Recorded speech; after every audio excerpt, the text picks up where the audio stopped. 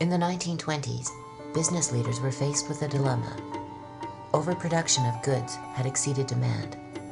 Production between 1860 and 1920 had increased by 12 to 14 times, while the population only increased by a factor of 3.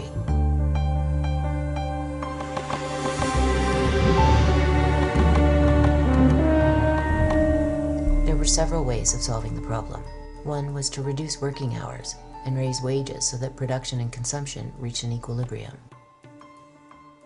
This would have led to more leisure time for workers and a higher standard of living.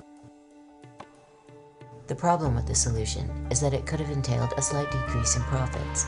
Corporations are mandated by law to maximize profits on behalf of their shareholders, regardless of social or environmental costs. According to business leaders, there was another problem. John Egerton, president of the National Association of Manufacturers, warned that a shorter work week would undermine the work ethic and potentially foment radicalism. If people had time to stop and think, they might also take the time to rethink their position in life. The emphasis should be put on work, Egerton stated. More work and better work, instead of upon leisure. It seems a harmless enough statement, but what businessmen were advocating was revolutionary. Production would no longer be about satisfying human needs. It would be an end in and of itself. Rather than a democracy of ideas, or a democracy of mass participation, the United States would become a democracy of material goods. The citizen would be replaced by the consumer. The problem of capitalism is the problem of consumption. And the problem is that after your basic needs have been met, there is no real need for consumption.